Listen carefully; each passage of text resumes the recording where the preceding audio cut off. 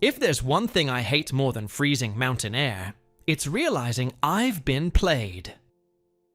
Eli had sworn this was just going to be the three of us, me, her, and Sarah. A stress-free, cozy little weekend getaway in the cabin, she said. But the moment I stepped out of the car and saw him hauling a duffel bag out of the trunk, I knew I'd been duped. Charlie Whitaker, Eli's older brother, my nemesis, the human embodiment of smugness with perfectly messy hair and that grin that makes me want to strangle him with his own hoodie strings. Wow, Charlie drawled, watching me wrestle with my suitcase as it snagged on the car door. Didn't know we were bringing an amateur. You sure you can handle a weekend in the woods without breaking a nail? I bit back a groan. Didn't know we were bringing an oversized raccoon, but here we are. Eli clapped her hands, the eternal peacemaker. Boys, please. 5 minutes in, and you're already acting like toddlers. Sarah smirked at me, her breath fogging in the cold. I kind of like it. It's like free entertainment great. My misery, everyone else's comedy. Inside the cabin, things only got worse. The place was small, cozy if you're with people you actually like. With Charlie, it was claustrophobic. He mocked the way I carried my bag upstairs. Careful, don't throw your back out. Want me to call a medic? I shot back. You volunteering? Pretty sure your only medical experience is from WebMD. He smirked. God, that smirk. It curled at the corner of his lips like he had a secret about me he'd never tell. Butterflies fluttered in my stomach, and I wanted to crush them with a shoe. By the time we'd unpacked, Sarah had already cracked open a bottle of wine. Eli was setting up board games, and I was 2 seconds from throwing my suitcase at Charlie's head. I excused myself before I snapped. My room was small, tucked at the end of the hall, but at least it had a door to shut him out. I flopped onto the bed, glaring at the ceiling, and cursed myself for agreeing to this trip. Why did it always have to be him? And then, like a cruel trick of memory, my brain decided to drag me back to that night a few months ago. It was late. Eli had been working on a project with me, and Charlie stumbled in drunk. Not the fun, goofy kind of drunk. The angry, broken kind. He lashed out at Eli, at himself, at the universe. But he wouldn't let Eli near him. He was all sharp words and fists balled tight, and Eli had looked ready to cry from the weight of it. So I stepped in. Go, Eli!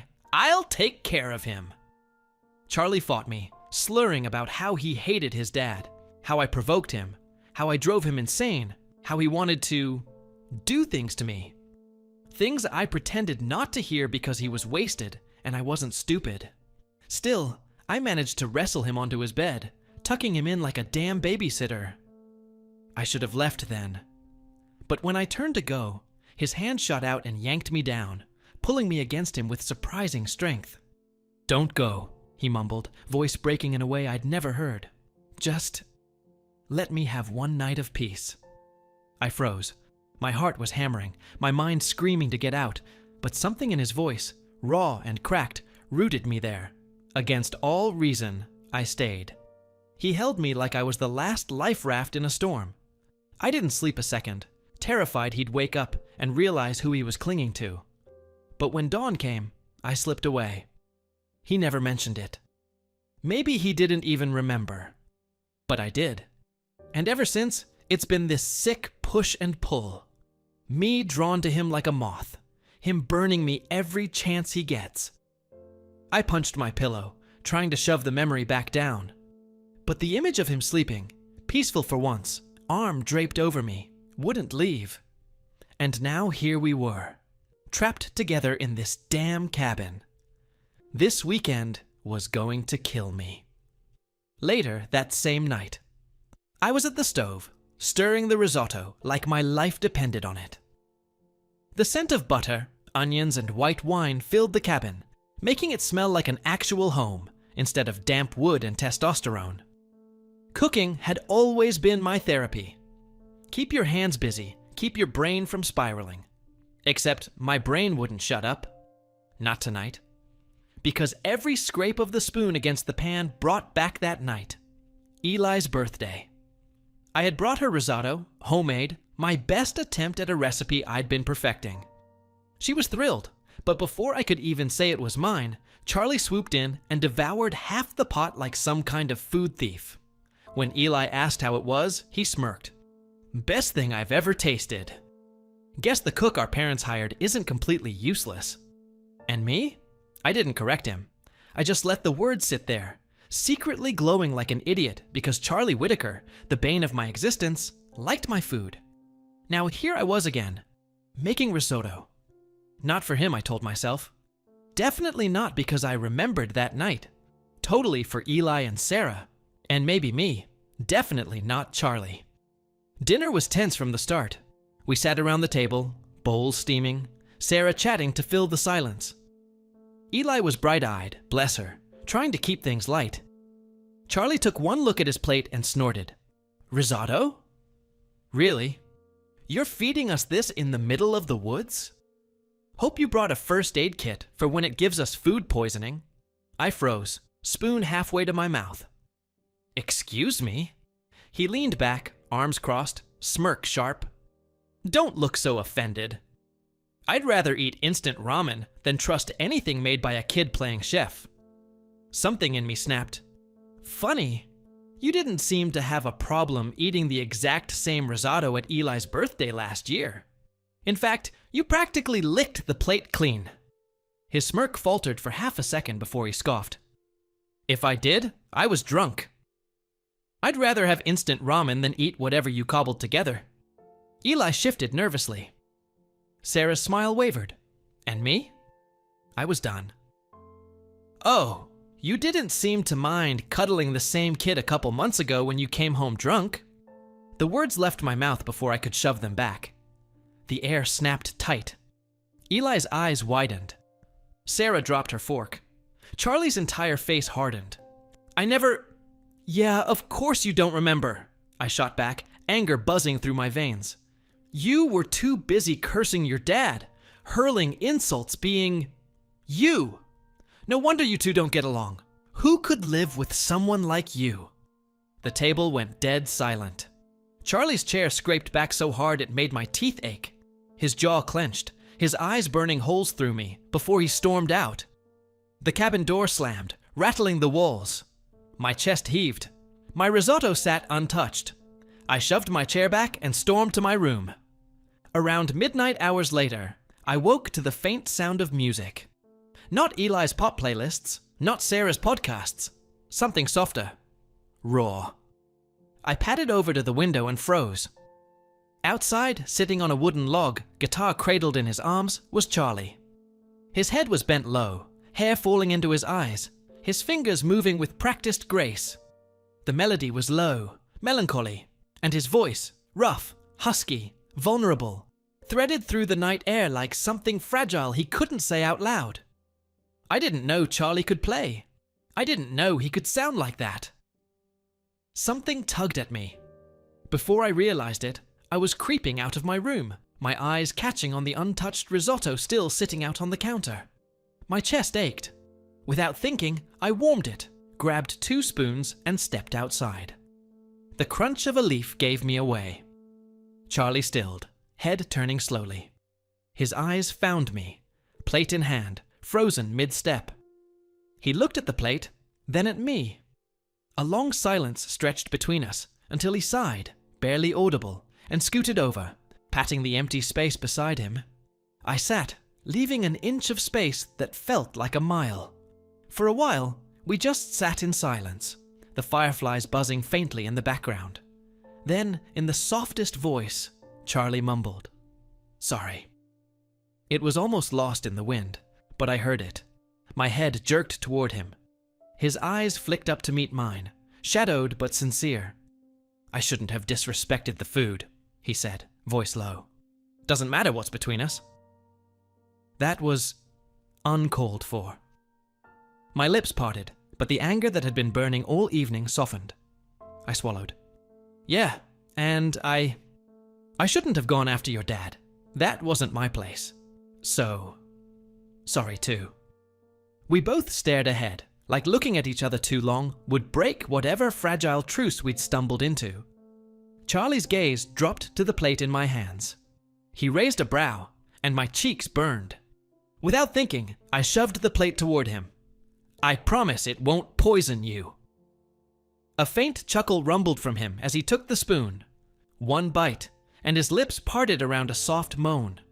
My heart stuttered. "Damn," he murmured, eyes fluttering shut briefly. "That's good." I stared.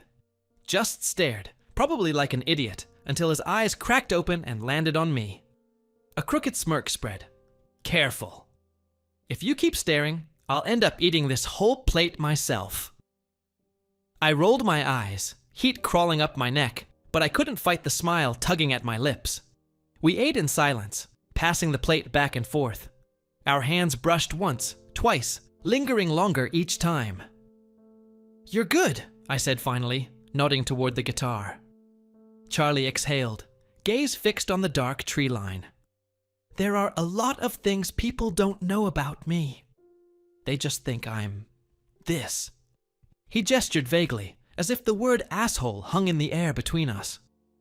I tilted my head, smirking faintly. "So?" Mr. Charlie Whitaker is a softy beneath the rude facade.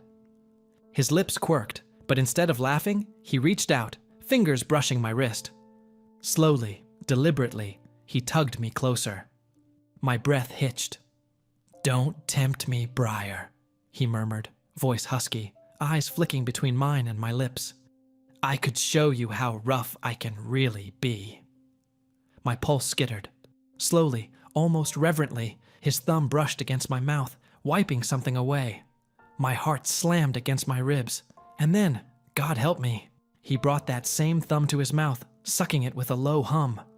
"Risotto never tasted this good," he whispered. I froze, my chest tight, heat flooding every inch of me. He smirked faintly, but his eyes, God, his eyes, looked raw, almost desperate. The moment stretched, charged, and dangerous before I finally pulled back, fumbling some excuse about being tired. He let me go, his smirk fading into something unreadable as I retreated. Back in my room, I threw myself onto the bed, face burning. My pillow muffled my scream, the sound of a flustered idiot who just had the most confusing, intoxicating, infuriating night of his life. And damn it, I smiled as I drifted off to sleep. Day 2 of the trip. The next morning, I couldn't look at him. Every time I caught sight of Charlie, flashes of last night came back. The warmth of his thumb brushing my lip, the husky way he'd said risotto never tasted so good, the unspoken something hovering between us like smoke. Sarah and Eli had no clue. To them, Charlie and I were still in our usual Cold War. They chatted over pancakes like nothing had changed, while I sat there jittery, my stomach knotted with butterflies that refused to die. It wasn't fair. I kept stealing glances. At Charlie bent over the heater, sleeves rolled to his elbows, veins flexing in his forearms. At Charlie chopping logs outside like some rugged lumberjack, hair mussed, jaw tight. Charlie was leaning against a tree, beard dangling from his fingers, while he gazed at the horizon like he was posing for some annoyingly hot magazine cover. And every time, my stupid heart jumped. My stupid cheeks warmed. My stupid brain replayed his smirk and his chuckle, and that damn thumb. But Charlie? Charlie acted like it never happened. Not even a jab, a tease, a sarcastic quip thrown my way. He didn't look at me, didn't smirk at me, didn't acknowledge me. It stung more than if he'd been his usual rude self. By the time evening rolled around, I was a restless mess, and game night was the last thing I needed. "Charades!" Sarah announced, clapping like it was the best idea in the world. She plopped a pile of prompts on the table, grinning. "Boys versus girls," Charlie smirked. "Prepare to lose." I rolled my eyes, sinking into the couch beside Eli. "Pretty sure your acting skills are about as good as your manners." That earned me a glare, but he didn't rise to the bait. Instead, he sprawled into the armchair across from me, stretching his legs out casually, beer in hand, like he owned the whole cabin. The game started light-hearted. Eli's terrible attempt at miming Titanic nearly killed Sarah with laughter. and my attempt at Jurassic Park got booed because apparently stomping around like a T-Rex wasn't convincing enough. Whatever. Then Charlie's turn came. He pulled a prompt, smirked, and immediately turned his charm on Sarah. "Oh, come on. You'll guess this easily," he said, wagging his eyebrows at her. His voice dipped into that low, playful tone he'd never used on me. He flexed exaggeratedly, miming muscles, then winked. Sarah laughed, swatting at him. "You're ridiculous." "Ridiculously handsome," he teased, shooting her a lopsided grin. My chest tightened. My jaw clenched. I hated the way she giggled back. I hated the way his smirk curved. I hated that he was looking at her like that when he'd looked at me differently last night. And the worst part? He noticed me watching. His eyes flicked to mine for a fraction of a second, catching the storm on my face, before flicking back to Sarah. And he kept going. The bastard. He was doing it on purpose. The laughter blurred in my ears. I couldn't stand it. "Wow!" I snapped, louder than I meant. "Guess your ego needs more attention tonight. Can't survive unless you've got someone feeding it, huh?" The room fell silent. Eli's eyes widened. Sarah looked between us. Charlie raised an eyebrow, cool as ever. "You got something to say, Robin?" My chest heaved. I should have shut up. I didn't. "Yeah, your whole rude loner act isn't some deep survival mechanism. It's just selfish. You make people believe something's there, something real, just to twist it back in their face like it was nothing." The words hung in the air like a slap. Eli's chair scraped against the floor. "Robin!" she hissed, glaring at me. "What is your problem? Stop starting drama." Heat flooded my face. My throat burned. I could feel Charlie's eyes on me, steady, unreadable, offering nothing. No denial, no defense, no emotion at all. It hurt worse than if he'd laughed. I swallowed hard, blinking back the sting in my eyes, and pushed to my feet. Forget it. Without another word, I stormed off, my footsteps loud against the wooden floor, and shut myself in my room. I sat on the bed, fists clenched, heart pounding. Embarrassment gnawed at me. So did anger. So did something worse, something soft and painful, like heartbreak. Why did I care so much? Why did it matter if he flirted with Sarah, or ignored me, or acted like last night meant nothing? Because it did mean something. At least, it had to me. And that was the problem. Behind the door, my chest caved. My eyes stung. Embarrassment burned through me, hot and heavy. What had I even done? I'd basically confessed, in front of everyone, that Charlie had gotten under my skin. God, I hated him. God, I hated myself more. And worst of all, even through the humiliation, even through the ache in my chest, part of me still wanted him to come after me. The next dawn. I hadn't slept a wink. My head was pounding, my chest still tight from the chaos of the night before. I'd waited, stupidly, foolishly, for Charlie to show up, to make some grand gesture, maybe even apologize for making me feel like an idiot in front of everyone. But as the hours dragged on, it became painfully clear. He wouldn't. The stubborn, infuriating bastard. By 4 a.m, I gave up. I shuffled out of my room, feet dragging on the cold wooden floor, and decided coffee was my only salvation.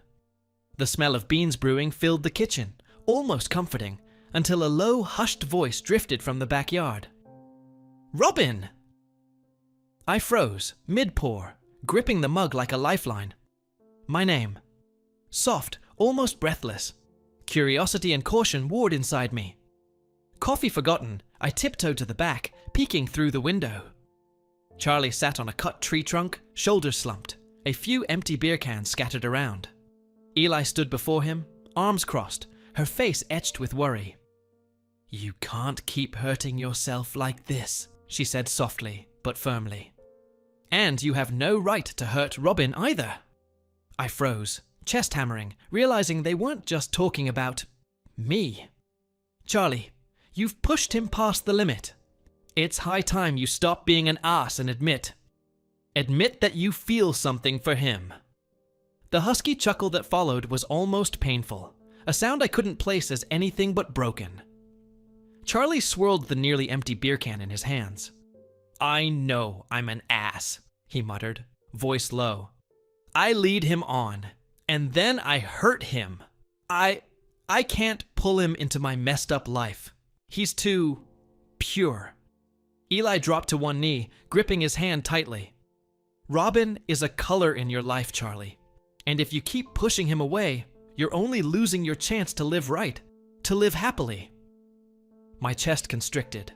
Every word felt like a punch and a revelation at once. Eli knew. She knew about us, about the nights, the stolen moments, the way my heart lurched every time Charlie looked at me like I was some puzzle he couldn't solve. "I can live in pain," Charlie said, shaking his head, voice taut.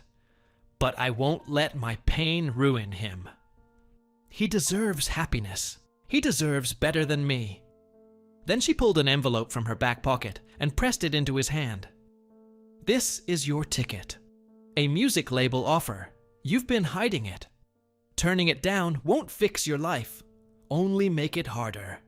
You have a choice, Charlie." He laughed bitterly, almost in frustration. "You don't understand. If I step forward, Dad will go after you, Eli. He'll pressure you. I can't let that happen. I have to protect you. You're my little sister. I can't be selfish."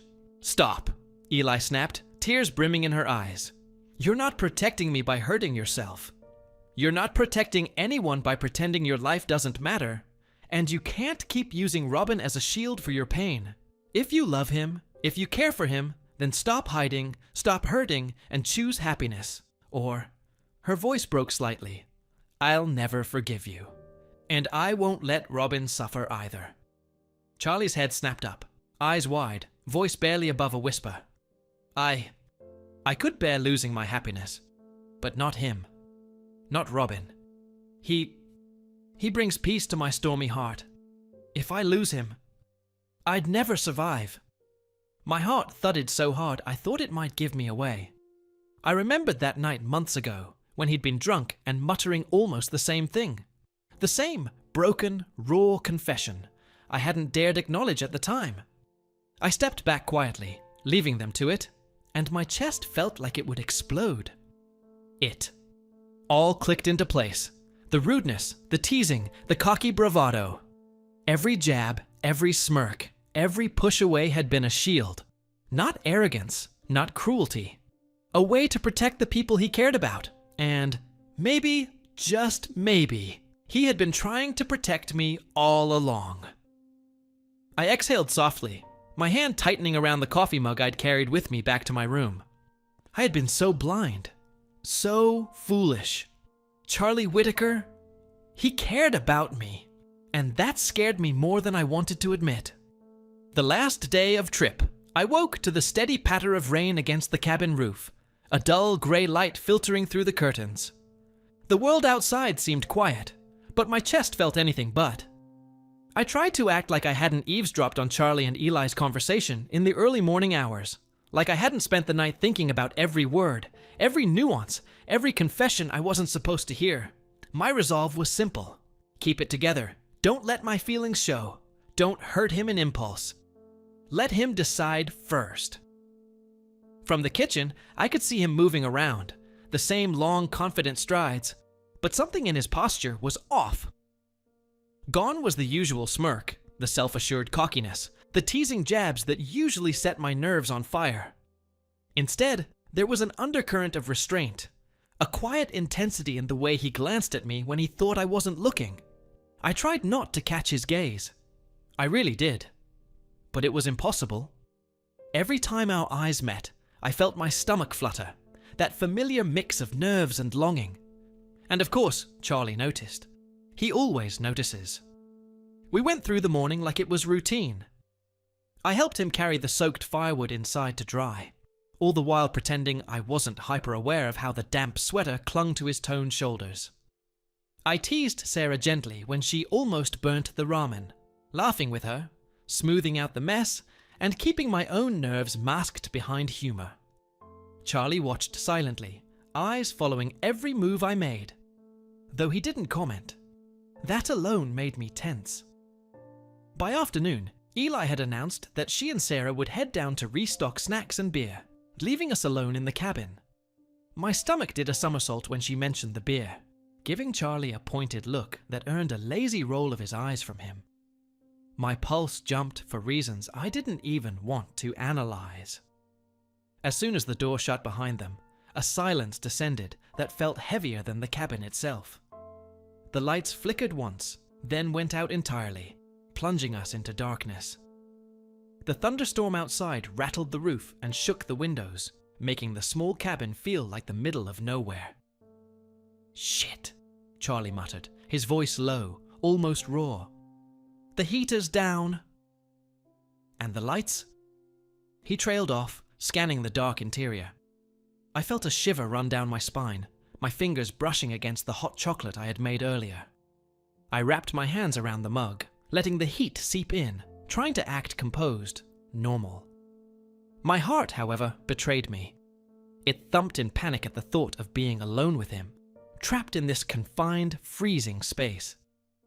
Charlie sighed and started gathering the firewood we had rescued earlier. He worked methodically, stacking logs in the fireplace, muttering curses under his breath as he tried to get a flame going. I kept my distance, giving him space, but every movement he made seemed deliberately charged, every glance at me lingering just a beat too long. Then I heard it, a soft, involuntary shiver escaping me. Charlie froze mid-motion. His gaze found me immediately. "Hey," he said softly, stepping closer. "You're cold." I blinked at him, swallowing the sudden lump in my throat. "I'm fine," I murmured, trying to sound casual. "Bullshit," he replied, crouching slightly so he could reach me. Without waiting for a response, he pulled 2 thick blankets toward me. "Here. Wrap yourself up." I hesitated, but the chill crawling into my bones made me relent, pulling the blanket around me. I thought that would be enough, that it would maintain some distance, but Charlie's sharp eyes narrowed at me. "You're still shivering," he said. His voice was low, husky, the kind that made my ears tingle. Maybe you should sit closer." Body heat. I shook my head, the familiar tightness in my chest rising. "Charlie, it's inappropriate," I said softly, trying to keep my tone steady. He scowled, a flash of irritation crossing his face. "Inappropriate?" His voice dropped to a growl. "Robin, I am so done with your appropriate bullshit." Sit here before I could protest. He gently but firmly guided me down to sit on the rug in front of the fire, tugging me between his parted legs. My back pressed to his chest. His warmth radiated into me immediately. I froze, the sudden proximity overwhelming. "Charlie, I started, but he cut me off with a soft groan, pressing his lips to the side of my neck, biting gently, sending a jolt through my body. "Don't," he muttered huskily. "Please." My resolve crumbled. I went still, heart hammering, breath hitching. He wrapped another blanket around both of us, arms tightening around my waist, and I realized just how much I wanted this closeness, wanted him. We sat like that for a while, silence stretching, punctuated only by the storm outside and the crackle of the fire. Our hands brushed more than once, accidental touches that left me tingling, my skin hot. I couldn't help sneaking glances at him, his profile sharp in the firelight, lips slightly parted, eyes dark with intensity. Charlie cleared his throat. You don't have to hide anything from me, Robin." Not here, I swallowed hard. I'm just confused, I admitted, voice trembling. "I don't know how to handle this. You get under my skin more than anyone should, and I hate it, but I don't know what to do with it."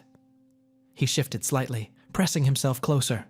"I've been hiding it too, hiding the way I feel. I'm drawn to you, Robin, always have been.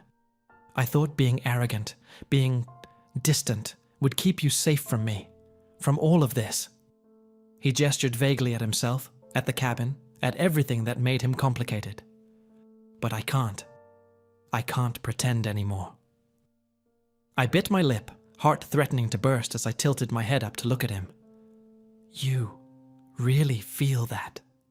His eyes met mine, unwavering. "I do. And if I have to be an ass sometimes to keep you from getting hurt, I will, but I can't anymore. Not tonight. Not when you're here, like this." The words hung between us, heavy, full of unspoken longing. And then, slowly, he tilted his head, brushing his lips against mine in a clumsy, desperate kiss. I stiffened, surprised, then melted against him, my hands finding their way to his arms, tracing the warmth and strength there. The kiss deepened, fumbling at first as he turned me around to him. Blankets tangled, mugs tipped slightly, our breaths uneven. But it was real, full of everything we'd been holding back. My hands wandered over the curve of his shoulders, feeling the tension in his muscles, while he pressed gentle, almost worshipful kisses along my jaw and neck. "Charlie," I whispered, voice trembling. "I've wanted this," he murmured against my ear. "I've wanted you." Always. The fire crackled, shadows dancing around us, adding to the intimacy of the moment. I let myself relax completely into him, finally giving in to the pull that had been tormenting me since the first night at the cabin. We spent hours like that, talking quietly between kisses and touches, revealing fears, hopes, and dreams. I admitted my confusion, my frustration at being so drawn to him. He admitted the lengths he'd gone to hide his feelings, how much he feared pulling me into the mess of his life. Each confession was punctuated with soft laughter, whispered apologies, and lingering touches that left me flushed. At some point, he held my face in his hands, voice low and serious. "Robin, you know you're worth it. You're worth every fight, every awkward moment. You're worth all of me." Tears pricked my eyes as I leaned into his chest. I want you. I want this. You. Us Charlie's arms tightened around me, and we shared another long, slow kiss. I felt the storm outside fade into insignificance, the cabin shrinking until it was just him and me, wrapped in warmth and desire. Hours later, when exhaustion finally overtook us, I rested against him, lying on the rug, tracing patterns on his arm. His breathing was steady, reassuring, and grounding. I could feel the weight of his emotions, the truth in every heartbeat against mine. As dawn broke, light spilling softly into the cabin, I remembered the early morning conversation I had overheard between him and Eli about the music label, his family obligations, and his dreams. I turned slightly, meeting his gaze. I heard you talking to Eli," I said softly. "About the music label? About your dad. You don't have to give up your passion to handle the family business. You can do both. I believe in you." He blinked, then exhaled sharply, trying to change the subject, but I pressed gently. "Please. I want to hear you say it once. Just trust me to believe in you." Charlie hesitated, eyes searching mine, then nodded slowly. Okay. I can try." For us, I smiled, resting my head on his shoulder. "I know you can. You're strong enough for both worlds, Charlie. I believe in you. Always." He shifted slightly, holding me tighter, and we both drifted back to sleep, the first true peace settling over us. Outside, the storm had passed.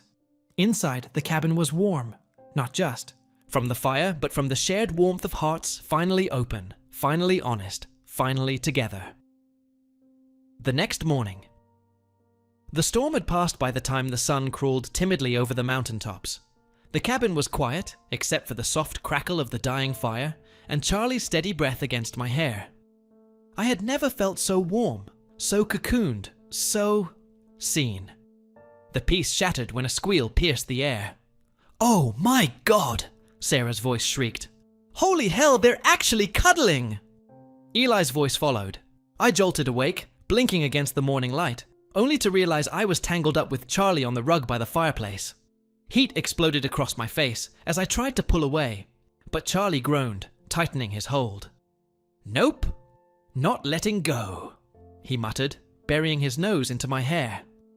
The girls' squeals doubled, bouncing around the cabin as they rushed over, hugging us both at once.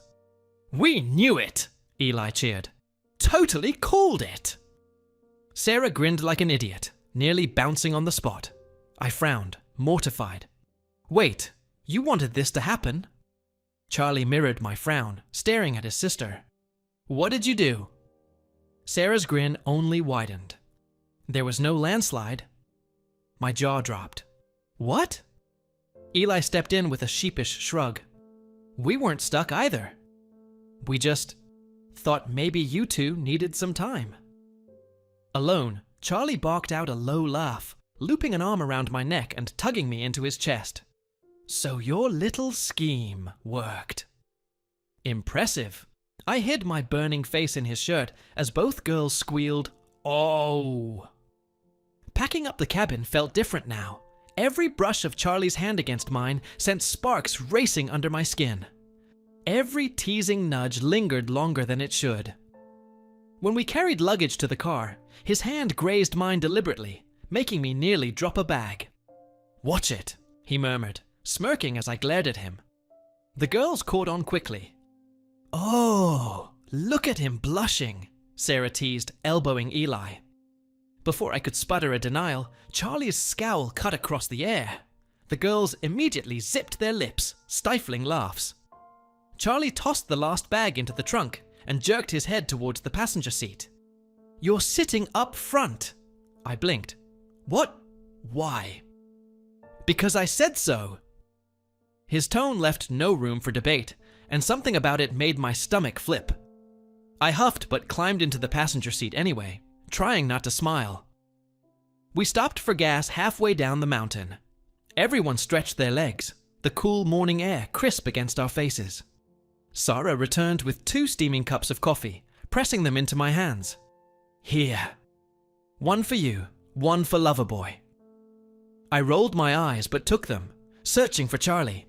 He was a few feet away, phone pressed to his ear, voice low. Something about his posture, shoulders tense, eyes narrowed, pulled me closer. "I'm not letting it go," Charlie was saying. His tone was firm, defiant. "I'll handle the business. I promise, Dad, but I'm not giving up music." "Not anymore?" He paused, listening, then continued softer. "Because there's someone who believes in me. Someone who makes me believe I can do both, and with him by my side."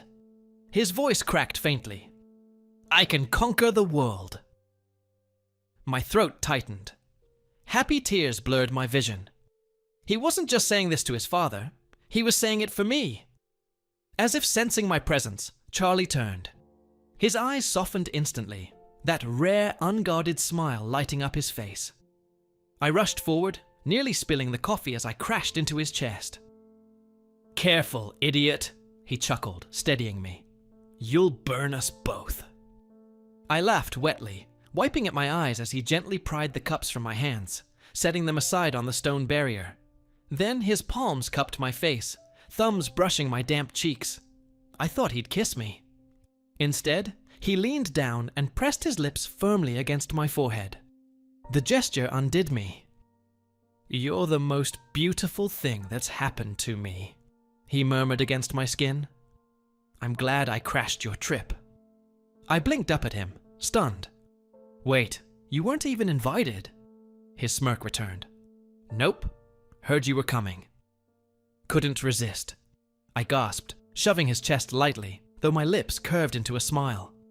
"You're unbelievable." "Best decision I ever made," he countered, forehead pressing to mine. His throaty laugh rumbled between us, warm and certain. A camera clicked. We pulled apart to find Eli holding up her phone, grinning, with Sarah beside her, squealing, "New Instagram pic!" Charlie groaned. I laughed through the last of my tears, bumping my forehead against his again. By the time we hit the road again, we weren't just leaving the cabin. We were leaving as something new, something fragile but real. His hand brushed mine on the console, fingers twining together, and though the girls teased from. The back seat, one sharp look from Charlie silenced them. I sat there, cheeks burning, heart full, realizing that whatever storm we'd walked through, we were coming out of it together. And this time, neither of us was letting go. Epilogue. 2 years later. The applause around me felt deafening, but none of it compared to the thunder inside my chest. My palms stung from clapping so hard, tears slipping down my cheeks as the screen behind Charlie lit up with his face, receiving the award for Youngest Businessman of the Year. His newest song, the one he wrote for me, poured through the speakers, wrapping around me like a secret love letter played out loud for the world. Eli sat beside me, grinning ear to ear, their parents proud and misty-eyed in the row ahead. But all I could see was him. Charlie, standing on that glittering stage in his fitted black suit, his smile softer than I'd ever seen, the spotlight reflecting the man who once believed he wasn't enough. And then his eyes found mine. "This award," Charlie said into the mic, voice low and steady, "isn't just for me. It's for the person who believed in me when I couldn't believe in myself. Robin, you're my reason, my anchor, my everything. And if you'll let me, I'd like to make you mine for a lifetime." My breath caught as he pulled a ring from his blazer pocket, holding it up for the world, but keeping his gaze locked only on me. The hall erupted. Eli screamed, "Say yes, you idiot!" Their parents clapped harder, their smiles so wide. I laughed through my tears, my voice cracking. "Yes!" Charlie didn't wait another second. He bolted off stage, nearing me, and before I could stand, he gently tugged me on my feet and cupped my face in front of everyone, and kissed me like it was still just us in that storm-bound cabin. Pulling back, he whispered against my lips, "Best decision of my life." When he slipped the ring onto my trembling hand, I realized something. That cabin storm that once trapped us, it had never really ended.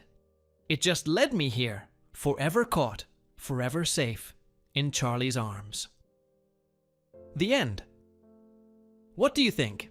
If you were trapped in that cabin with your crush, would you have trusted his rude facade, or waited to see the vulnerable man hiding underneath? Thanks for watching. Subscribe to become part of our Rainbow Force, and consider joining our membership for early access and exclusive content. Stay wholesome.